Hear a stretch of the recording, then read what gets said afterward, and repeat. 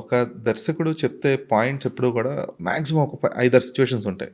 Writer చెప్పినా, director చెప్పినా, hero heroine first time చూడడమనో, లేదంటే ఫస్ట్ టైం ఒక విలన్ని ఢీకొంటున్నట్టనో, లేదంటే ఇంటర్వల్ బ్లాంక్ అనో, క్లైమాక్స్లో ఫైట్ అనో, అయితే సిచ్యువేషన్స్ తిప్పకూడదు 10 సిచ్యువేషన్సే ఉంటాయి.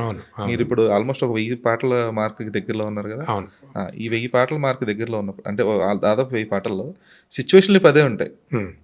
సో అలాంటప్పుడు ఈ కొత్త పదాలు లేదంటే దాని కొత్త భావాలు ఎలా తీసుకుంటారు? ఒకటే అండి, లైక్ అది తల్లి కూతురు మధ్య ప్రేమ అయినా, తండ్రి కూతురు మధ్య అయినా, ఇద్దరు లవర్స్ మధ్య అయినా ప్రేమ ఒకటే. బట్ మీరు చూస్తే తల్లికి కూతురికి వేరేలాగా రాయగలుగుతాం, తండ్రికి కూతురికి వేరేలాగా రాయగలుగుతాం. అలాగే ప్రతి కథకి, ప్రతి ప్రేమ కథకి ఏదో ఒక యూనిక్నెస్ ఉంటుంది. సో లేకపోతే అన్ని ప్రేమ సినిమాలు హిట్ అయిపోవు కదా. సో ఏదో ఒక యూనిక్ పాయింట్ ఉంటుంది. దాన్ని పట్టుకొని ఆ పర్సెప్షన్లో, ఆ హీరో పర్సెప్షన్ కానీ, ఆ డైరెక్టర్ పాయింట్ ఆఫ్ వ్యూలో కానీ, ఆ సందర్భంలో ఎలా రాస్తే బాగుంటుంది అనేది సినిమాకు ప్రతి సినిమాకి ఒక స్టైల్ అంటూ ఉంటుంది అనమాట. అందుకే బోరు కొట్టకుండా ఇన్ని లక్షల పాటలు వచ్చాయి మన తెలుగులో. లవ్ సాంగ్స్ 1,00,000 పాటలు ఉంటాయి.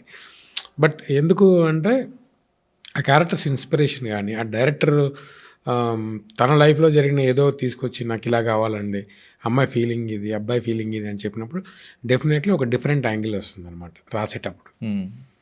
సో అందుకే ఇన్ని పాటలు, లైక్ ఇన్ని లాంగ్వేజ్లో ఇన్ని లవ్ సాంగ్స్ ఉన్నా కూడా స్టిల్ వీఆర్ ఎంజాయింగ్. ఇంకో 1,00,000 పాటలు వస్తాయి. వస్తాయి.